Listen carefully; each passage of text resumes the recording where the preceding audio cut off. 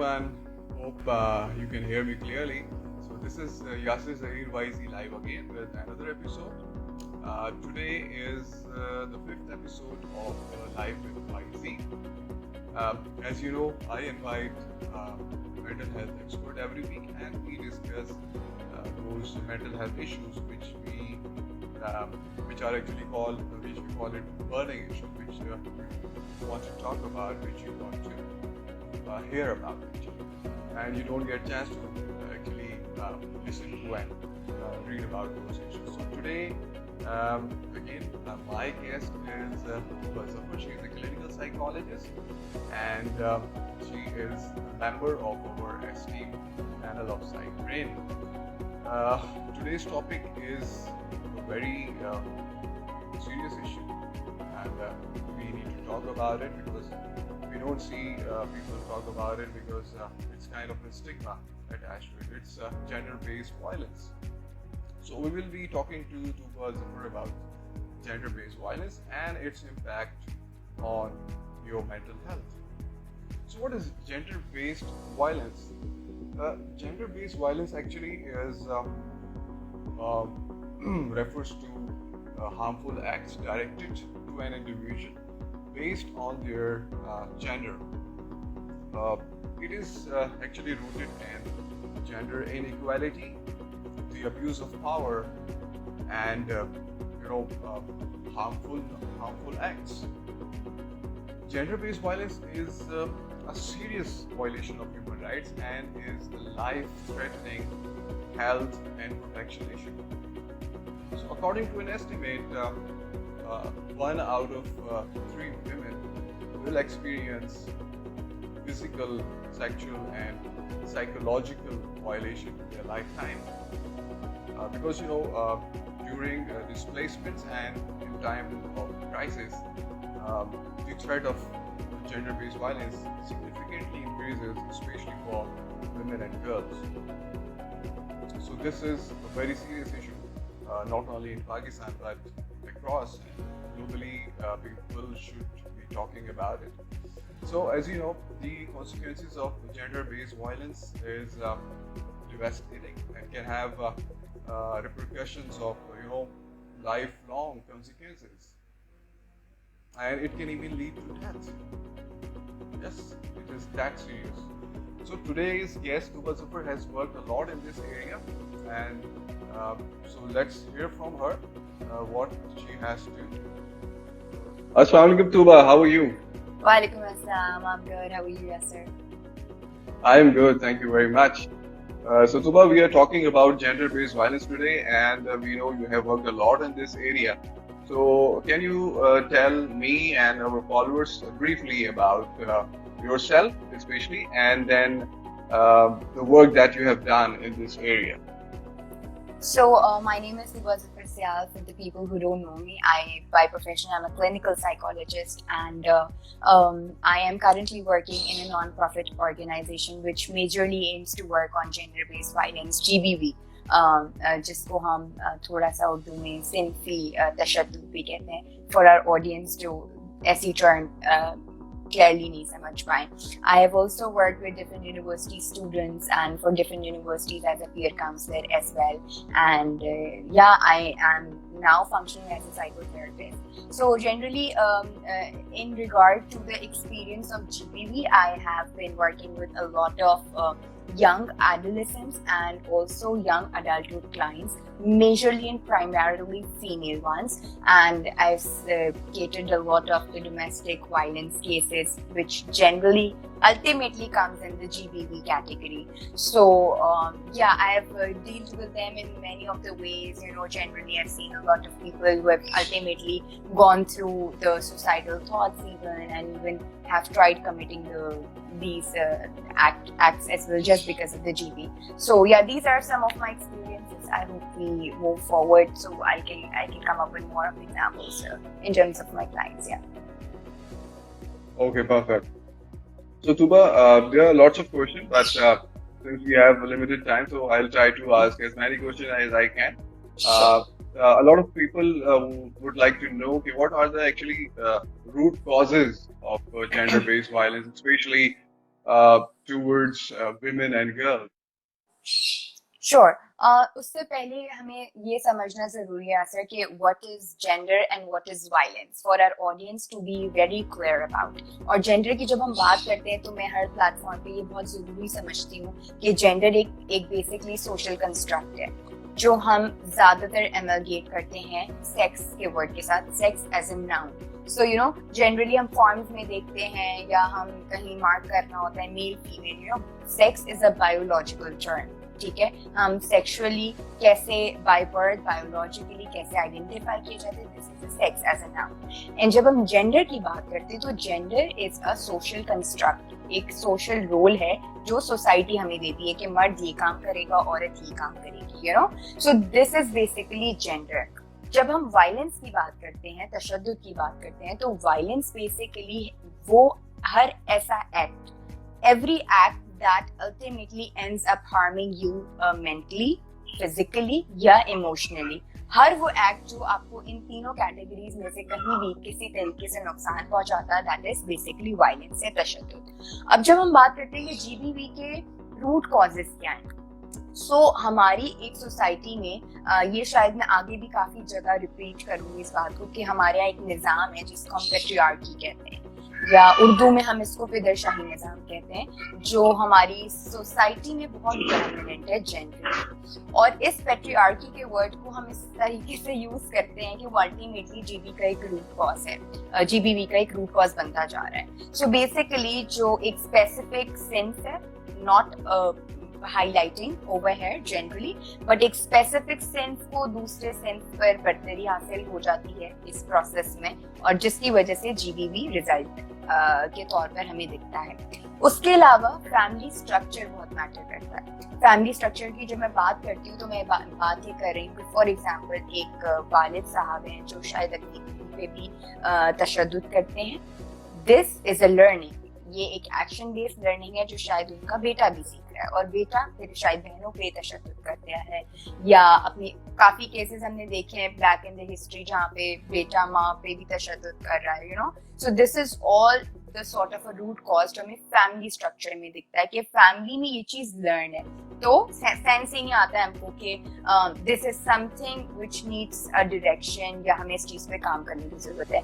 उसके अलावा yes, illiteracy is one of the minor root causes, क्योंकि we have seen educated people as well contributing to this, so I can't just say कि हाँ जो पढ़ा लिखा नहीं है वही जो है सिंपली तशद्दुद कर सकता है, ऐसा नहीं है। बट हाँ इलिटरेसी कंट्रीब्यूट जरूर करती है एक रूट कॉज बनने में। जी ओके, अच्छा, नॉर्मली तो हम बात करते हैं कि जैसे जेंडर बेस्ड वायलेंस के जो विक्टिम्स होते हैं those are mostly women and girls.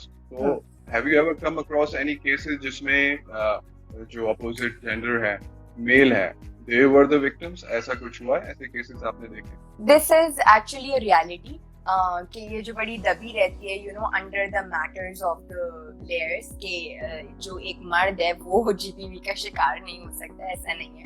I have deal with 2 or 3 cases because primarily जैसे मैंने मेंशन किया फीमेल ही मुतासर होती है जीबीवी से, but yes I have deal with 2 or 3 clients जो अल्टीमेटली क्लाइंट जब मेरे पास आए थे ना तो वो जनरली उन्होंने एक्सप्लिसिटली नहीं बताया, ठीक है, बिकॉज जैसे मैंने बताया एक पेट्रियार्की है, एक मेल डोमिनेंसी है, और फिर वही बात है कि मर्द रोते नहीं है, यू नो, या मर्द जो है वो कभी एक्सप्लिसिटली अपने इमोशंस नहीं दिखा सकता है। तो when you keep digging in while in the therapy process आपको तब एक्चुअली चीजें पता लगती हैं। और जैसे मैंने मेंशन किया कि इमोशनल हार्म भी वायलेंस में काउंट होता है, तो many of them were going through emotional harm as well, but definitely जब आपकी कोपिंग कमजोर हो जाती है, चाहे मर्द हो, औरत हो या कोई और सेंस हो, बिकॉज हम कभी भी, मैं एज अ जीबीवी या जेंडर एक्सपर्ट या जिस भी प्लेटफॉर्म से बात करते हैं, never categorise as a male female generally, because we have other categories as well जिसको हम डिसरिगार्ड नहीं कर सकते।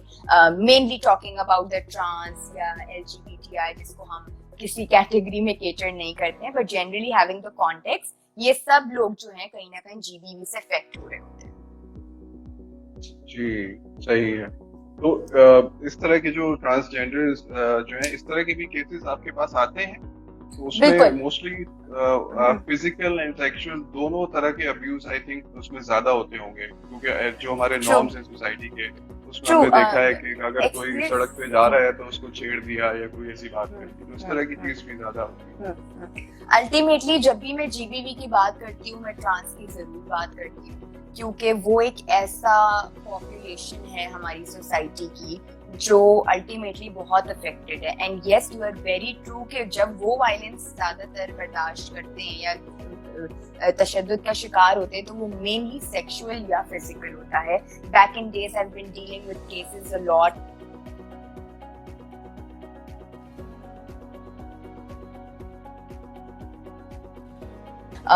Back in cities as well. I have been knowing cases जहाँ पे ट्रांस जो है किस तरीके से सेक्सुअली असॉल्ट करके उनको मर्डर कर दिया जाता है या उनको जला दिया जाता है। There are specific people who target trans as well. तो ये सारे cases, this is all GBV. ठीक है, तो कहने का मकसद ये कि GBV is not constricted to male और female, it has to deal with other categories as well, यानी जो हम sexuality के categories या nuances में देखते हैं। So basically trans बहुत ज़्यादा affected हैं इस चीज़ से। Okay. अच्छा, this is for the viewers जो इस वक्त अभी लाइव देख रहे हैं, तो if they want to ask any questions so they can just put the comments, उसमें आप अपना सवाल भेज सकते हैं, तो I'll try to address those questions as well. अच्छा तुमा, मुझे ये बताइएगा कि हम तो बात करें क्योंकि दिस इज ऑल फिजिकली, और फिर एक इसमें जो थर्ड कैटेगरी है साइकोलॉजिकल, जिसका एक बहुत बड़ा इम्पैक्ट है, और जैसे मैंने अभी शुरू में बात की कि उसके बड़े लाइफ लॉन्ग रिपरकशंस होते हैं, इट्स वेरी डिवास्टेटिंग। तो जो मेंटल हेल्थ के ऊपर जो इसका इम्पैक्ट आता है, please shed some light on that कि उसका कितना बड़ा इम्पैक्ट है, और लोगों को इस बारे में पता होना चाहिए कि मेंटली कितनी डिस्टर्बेंस हो जाती है इस तरह के असॉल्ट पे, इस तरह के वायलेंस पे। यस बिल्कुल, जब हम बात करते हैं हम सिर्फ फिजिकली या जैसे मैं बात करी हम इमोशनली जब हर्ट होते हैं, जब वायलेंस का हम शिकार हो जाते हैं, तो I have been dealing with cases in referring to my personal experiences as well कि हमें देखने को मिलता है कि किस तरीके से एक स्पेसिफिक सेंस जो है, एक स्पेसिफिक जेंडर का जो इंडिविजुअल है वो किस तरीके से जब वायलेंस का शिकार होता है तो वो कौन से स्टेजेस से गुजरता है। जनरली एंजाइटी डेवलप हो जाती है बहुत ज्यादा, I seen in clients OCD develop हो जाता है। डिप्रेशन एक मेन ऐसी चीज है जो बहुत ज्यादा डेवलप होने लगती है, और डिप्रेशन जैसे एक मैं समझती हूँ एक बहुत it's a dark circle, it's a dark hole जहाँ से आपको निकालना क्लाइंट को बहुत मुश्किल होता है, क्लाइंट के लिए पर्सनली भी मुश्किल होता है, because it carries a lot of worthlessness and hopelessness in general. So इसके अलावा हमें post traumatic stress disorder PTSD की जहाँ हम बात करते हैं वो हमें बहुत ज़्यादा मिलता है, क्योंकि वो एक ट्रॉमेटिक लाइफ एक्सपीरियंस बन जाता है, आपकी ज़िंदगी में शामिल हो जाता है। सो जनरली आप ये सारी चीज़ें आपको दिख रही होती हैं साइकोलॉजिकली, और किस तरह ये आपके बिहेवियर्स को अफेक्ट करता है, फिर ये आपके कॉग्निशंस को इफेक्ट करने लगता है। आप पूरा दिन उन चीज़ों के बारे में सोचते हो। जनरली ओसीडी, परफेक्शनिज्म, ये सारी छोटी छोटी ऐसी चीज़ें, खैर छोटी तो मैं नहीं कहूँगी, बट जनरली ऐसी चीज़ें जो जीबीवी के साथ मिलकर आपको इफेक्ट करने लगती हैं। And that is the point where you need to realise कि आप हमें थेरेपिस्ट को कंसल्ट करने की जरूरत है। ओके, अच्छा एक क्वेश्चन आया है, डॉक्टर जुल्फिकार पूछ रहे हैं कि do you believe in new researches saying that narcissism, serial killers, gender-based criminals are genetically induced by birth? ऐसा होता है? मैं हमेशा एक बात करती हूँ कि देखिए वायलेंस के कुछ कैटेगरीज हैं, ठीक है।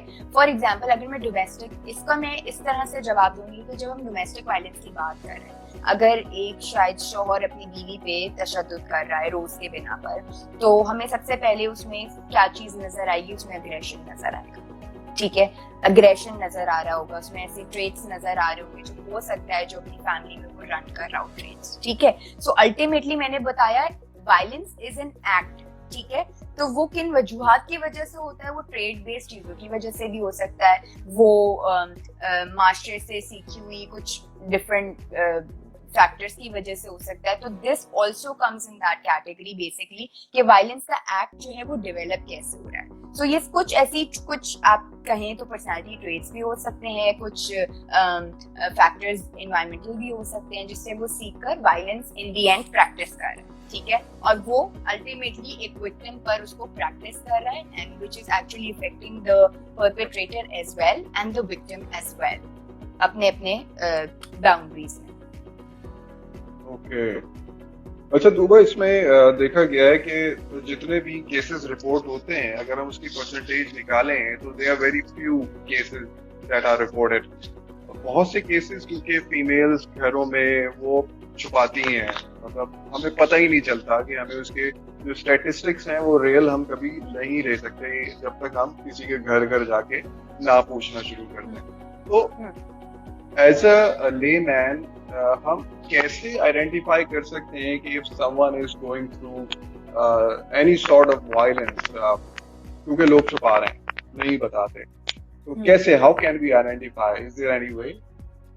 देखिए, आइडेंटिफाई करने के लिए कुछ चीजें जनरली हम कहते हैं ना एक्सटर्नली कुछ ऑब्जर्व कर सकते हैं, ठीक है। जैसे बेस्ड ऑन माय एक्सपीरियंस, कभी भी मोस्ट ऑफ द क्लाइंट्स मेरे पास ऐसे नहीं आते कि हम पे डोमेस्टिक वायलेंस हो रहा है या हम सेक्सुअली अब्यूज हुआ है हमारे साथ, या हमारे साथ रेप हुआ है, या सेक्सुअल असॉल्ट हुआ है, या बुलिंग हुई है, किसी भी किस्म की, हर एज ग्रुप के हिसाब से बात करें। सो कभी भी हमारे पास ये नहीं आता है, हमारे पास जनरली क्लाइंट आएगा with maybe emotional indicators, maybe with psychological factors in general. So Aahista Aahista identify करते करते आपको रूट कॉज पता लगने लगती है कि घर में क्या हो रहा है उस स्पेसिफिक इंडिविजुअल के साथ। तो सबसे पहली चीज तो ये है कि जनरली कॉग्निशंस, डर महसूस होना, बेवजह का डरना, स्पेसिफिक घर के फर्द से डरना। जैसे मैं एग्जांपल दूंगी, जब हम सेक्सुअल अब्यूज के केसेस देखते हैं बच्चों में, तो आप देखेंगे वो बच्चे स्पेसिफिक उस परपेट्रेटर से डिस्टेंस रखना स्टार्ट हो जाएंगे, या they start getting scared of that person. Mostly cases में जो मैं आपके जो हाउस स्टोर्स में हेल्प आउट कर रहे होते हैं, ड्राइवर्स हो गए, मासी हो गई, ऐसे लोग हो गए जो बच्चों के साथ मोस्टली सेक्सुअल असॉल्ट प्रैक्टिस करते हैं, या काफी फैमिली में इंसेस्ट भी प्रैक्टिस हो रहा होता है अनफॉर्चुनेटली। तो ये सारे केसेस हम देख रहे होते हैं, बिहेवियर से हम परसीव कर रहे होते हैं कि किस तरह कॉग्निशंस हैं, परसीविंग कैसे हो रही है, चीजों को लेके परसीव कैसे किया जा रहा है, डर बैठ रहा है, हर एज के हिसाब से एक डिफरेंट लेवल है। मेरे पास काफी क्लाइंट्स आए हैं जो ओसीडी के साथ आए हैं, प्रेजेंटिंग कंप्लेन उनकी ओसीडी था, ठीक है, but generally when you dig into you come to know कि हाँ भाई वो इंसान जो है, that person is going through maybe some sort of violence in the place, और घर में या किसी किस्म का इमोशनल अब्यूज है या सेक्सुअल अब्यूज है, एनी कैटेगरी से you cater on that level.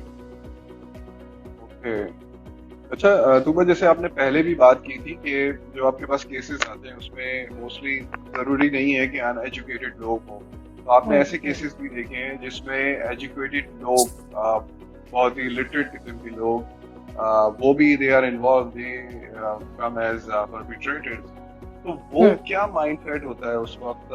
ये जो तालीम है ये लोगों का कुछ नहीं बिगाड़ रही या संवार रही है, क्या सीन है इसके बारे में थोड़ा सा बताइए। ये बहुत अच्छा सवाल है आसिर, इस हवाले से कि हम जब बात करते हैं, जब जनरली हम कंपेयर करें तो हम ये देखते हैं कि एक एजुकेटेड बंदा भी वायलेंस एज अ परपेट्रेटर का रोल प्ले कर रहा है वायलेंस में, और एक अनएजुकेटेड बंदा भी कर रहा है। तो कुछ मिक्स फैक्टर्स हैं, जैसे हम एक तो मैंने पेट्रियार्की का नाम लिया, ठीक है, patriarchy is a very important factor, पिदरशाही निज़ाम जो हमारी सोसाइटी में चलता जा रहा है, और मैं कहूँगी दिन ब दिन जो है वो रिफ्रेश होता जा रहा है with different types of cases जो हमें सुनने को मिलते हैं। बट अब ये पिदरशाही निज़ाम की अंडरस्टैंडिंग जो है हमारी सोसाइटी में, एक बच्चा, a boy child when he is born, तो he gets that sense out of it, जहाँ पे हम जेंडर इनइक्वालिटी की बात करते हैं। It's a very important role जो हम छोटी छोटी चीजें ना, जैसे मैं एग्जांपल देती हूँ कि आप पिंक कलर लड़की से मंसूब कर देते हैं और ब्लू कलर जो है लड़के से मंसूब करते हैं। This is a sort of discrimination generally, specifying certain things with gender roles, ठीक है। इसी तरह हम कहते हैं कि हाँ भाई लड़कियों को खाना बनाना सीखना चाहिए, लड़के को ड्राइविंग या नौकरी के बारे में ज्यादा सोचना चाहिए। This is gender inequality. तो जेंडर इनइक्वालिटी हर स्टेज से हम केटर कर रहे हैं और उसको हम कहते हैं ना परवान चढ़ा रहे हैं हर स्टेज पर, हर लाइफ के स्टेज पर, ठीक है।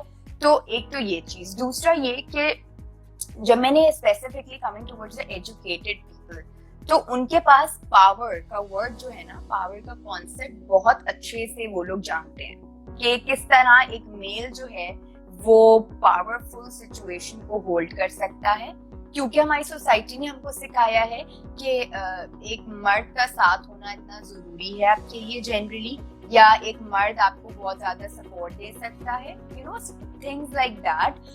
अल्टीमेटली रिलीजन को गलत परसीव करना, ठीक है, बिकॉज काफी अनएजुकेटेड लोगों में रिलीजन बेस्ड चीजों को बहुत ज्यादा शामिल करके जो है इस चीज को बढ़ावा दिया जाता है। But educated people simply just play with the power rule, ठीक है, कि हम किस तरह पावर को केटर कर रहे हैं। And ultimately being educated doesn't comes up with कि वो बंदा जो है तशद्दुद नहीं कर सकता है या किसी किस्म का अब्यूज नहीं कर सकता। आई have seen people which who have been very intellectual and they have been practicing violence with their intellectuality. So in even session it comes to me कि how are you dealing with this thing, या how would you be able to confront with these cases. But ultimately ये कुछ मेरे experience हैं जो मुझे देखने को मिले हैं। Okay. अच्छा तुबा, एक बड़ा सवाल है, हमने इसके हवाले से न्यूज़ भी पढ़ी है, मीडिया में चीज़ें आई हैं कि जब से ये पेंडेमिक शुरू हुआ है, people are staying home, working from home, तो उसमें कपल्स हैं, दे बोथ आर वर्किंग, उसमें ऐसी न्यूज़ भी आ रही है कि डोमेस्टिक वायलेंस बहुत ज़्यादा बढ़ गया है। तो उसकी आपके पास केसेस इस तरह के आए हैं, और अगर आए हैं तो क्या बेसिक रीज़न आपको नज़र आई? देखिए, बीइंग अ मेल मुझे तो अंदाजा है, मतलब आई एम अ ले man, but from a specialist point of view मैं सुनना चाह रहा हूँ कि आप मुझे बताएं कि ऐसा क्यों होता है और इससे कैसे बचा जा सकता है, अगर आपके पास कोई टिप्स है।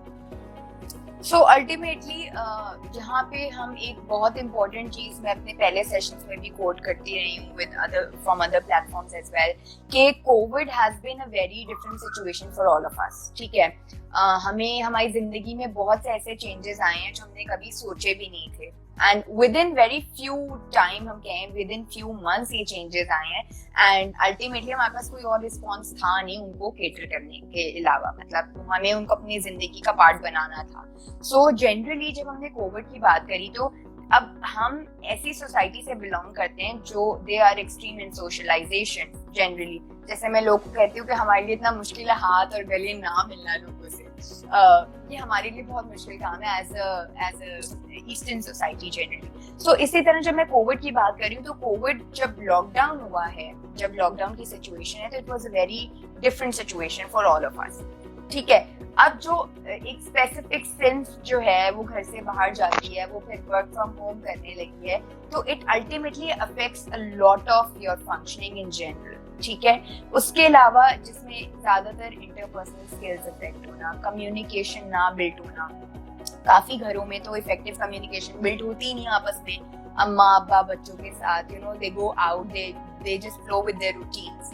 बट वही लोग जब घर में कंस्ट्रिक्ट हो गए हैं, तो आपको फिर जब अगर हम एक कपल की बात करें जिनके बीच में वायलेंस प्रैक्टिस हो रहा है या एक अफेक्ट हो रहा है, एक कर रहा है तशद्दुद, तो ultimately the person is going out, और वो बाहर जाके अपना फ्रस्ट्रेशन निकाल लेता था, अब वो घर में मौजूद है, ठीक है। अब जब वो घर में मौजूद है तो उसको वो वेंट आउट करने के लिए जगह चाहिए अल्टीमेटली। तो घर की छोटी छोटी बातें, यू नो थ्रू लॉकडाउन अगर हम देखें तो ऐसी छोटी छोटी बातें घर में हो जाना, ये नहीं हुआ वो नहीं हुआ, मैंने लिटरली ऐसी छोटी छोटी बातों पे डोमेस्टिक वायलेंस के केसेस सुने। सो अल्टीमेटली ये जो फ्रस्ट्रेशन थी, ठीक है, इफेक्टिव कम्युनिकेशन ना होना, इंटरपर्सनल स्किल्स का बेहतर तरीके से प्रैक्टिस ना होना हमारी लाइफ में, ऊपर से काफी घरों में हमें फाइनेंशियल इश्यूज देखने को मिले हैं। सो ये चीजें ऐसी हैं कि हम इसको डिसरिगार्ड नहीं कर सकते, लिटरली नहीं कर सकते, बट ये है कि हाँ, अगर हम इनके बारे में माइंडफुल हों, जैसे आप और मैं आज इस बारे में बात कर रहे हैं कि कि हमारे सुनने वालों में कोई थोड़ा भी माइंडफुल हो जाए इस बारे में, तो इट ब्रिंग्स अ चेंज। आप शायद उस गुस्सा करने से पहले, यानी जब आप शायद अनकंफर्टेबल फील कर रहे हैं, व्हेन यू फीलिंग कि मुझे अब निकालना है गुस्सा बच्चों पे, घर वालों पे, हस्बैंड पे, वाइफ पे, किसी भी स्पाउस पे, जब आप माइंडफुल होंगे तो आप उस वक्त you will get the sense कि नहीं, मुझे कुछ और तरीके इस्तेमाल करने हैं। I need to use my coping कि मैं किस तरह बेहतर करूं, रादर देन मैं एग्रेशन करूं और फिर एक वायलेंस के स्टेज पे जाए। सो yeah thank you very much तुबा, बड़े अच्छे तरीके से आपने एक्सप्लेन किया। अच्छा, एक बड़ा कॉमन क्वेश्चन है जो काफी लोगों ने मुझसे पूछा, क्योंकि जैसे मैंने पहले बात की कि बहुत सारे केसेस तो रिपोर्ट होते नहीं हैं, तो अगर कोई फीमेल है जो that is who is going through this domestic violence और any sort of gender based violence, तो what are the legal aids available for her, उसको क्या करना चाहिए? थोड़ा सा आप गाइड करें, स्पेशली दोज वुमेन जो बाहर नहीं जा सकती और वो रिपोर्ट नहीं कर सकती, they don't have that courage to actually go and speak about it, तो उनके लिए क्या करना चाहिए? What are the things? मैं इसको दो कैटेगरीज में डिवाइड करूंगी, क्योंकि सबसे पहले आप अपने आप को संभालेंगे तो आप किसी हेल्प की तरफ बढ़ सकते हैं, चाहे वो एक्सटर्नल हेल्प है या इंटरनल हेल्प है। तो सबसे ज्यादा इम्पोर्टेंट बात ये, जब मैं फिजिकल वायलेंस की जब बात करती हूँ स्पेसिफिकली, अगर कोई ऐसा विक्टिम है जो कर रहा है, सो ऐसी सिचुएशंस में try to get through the situation जहां पर आप परपेट्रेटर को स्टेज पे ना लाएं कि वो फिजिकली आपको हार्म कर सके, ठीक है? क्योंकि फिजिकल हार्म जो है वो आपकी बॉडी को जनरली नुकसान पहुंचाएगा, जिसकी वजह से आपको कुछ भी मसला हो सकता है, चोट लग सकती है, फ्रैक्चर हो सकता है। These are the most of the things that I have seen generally. सबसे पहले आप ट्राई करें इस चीज को होल्ड ऑन करने की, सिचुएशंस में काम डाउन रहने की। अगर आप थोड़ा काम डाउन जवाब ना देना, अगर आपको लगता है अग्रेशन आगे वाले का काम कर रहा है, जस्ट बिकॉज ये सिचुएशन मैं इसलिए नहीं कह रही because I work for gender equality a lot, तो मैं ये नहीं कह रही कि औरत को चुप हो जाना चाहिए, बट वो सिचुएशन ऐसी है कि आपके पास और कोई हेल्प मौजूद नहीं है। This is the very first aid जो आप अपने लिए कर सकते हैं, ठीक है? दूसरी चीज, मैं यहाँ पे दो ऑर्गेनाइजेशंस को मेंशन करूंगी। रोजन की हेल्पलाइन मौजूद है, उनकी वेबसाइट पे मौजूद है, आप नॉर्मल गूगल करेंगे, रोजन जो है आपको ऑनलाइन काउंसलिंग प्रोवाइड करता है। So if you are getting through कि आपको इमोशनली हार्म हो रहा है, आप साइकोलॉजिकल हार्म हो रहा है आपको किसी भी सूरत में, आप रोजन हेल्पलाइन से कांटेक्ट कर सकते हैं। They are available 24/7 generally and they do phone counselling, so it's very easy for you. दूसरा ये कि मजीद बहुत लेवल्स ऐसे एक्सट्रीम हो जाते हैं तो you can contact legal aid society, LAS के नाम से, legal aid society, and they are working for this cause in general. तो आप उनसे फोन पे भी गाइड ले सकते हैं, आपको गाइड कर सकते हैं कि अगर आपकी सिचुएशन आप कैसे डील कर सकते हैं, या अगर आपको मजीद प्रोसेस आगे बढ़वाना है कि आपका कोई स्पाउस है जो आप पे तशद्दुद कर रहा है, या घर में कोई भी ऐसा शख्स मौजूद है जो तशद्दुद कर रहा है आप पे, सो ये आप उनसे हेल्प ले सकते हैं। वो आपको लीगल हेल्प प्रोवाइड करते हैं विद प्रॉपर एडवोकेट्स के मशवरों के साथ। लीगल हेल्प लिटरली जिसको आप कहते हैं वो आपको प्रोवाइड करते हैं, बिकॉज जब तक हम पे हमारे साइड पे सिचुएशन नहीं पड़ती, हमें नहीं आइडिया होता कि कौन कौन से ऐसे ऑर्गेनाइजेशंस हैं जो हमें हेल्प आउट कर सकते हैं। So legal aid society and generally Rozan जो है वो आपको बहुत हेल्प आउट करेगा for online counselling. And psych brain भी इस हवाले से हेल्प कर सकता है, क्योंकि हमारे पास जैसे Tuba, you are one of our esteemed panellist, तो हमारे पास और भी पैनल के ऊपर ऐसे साइकोलॉजिस्ट हैं, they are like experience of 30 years and they are authorised people. तो इसी तरह हमारे पास और लोग भी हैं, तूबा भी हैं, तो we have people who can actually counsel, provide therapy to people who are going through such kind of violence. So mental health के हवाले से we have all the solutions available. Tuba is with us as well. So if anyone wants to actually want to have the therapy or counseling session with any of our panelists, so they can contact us.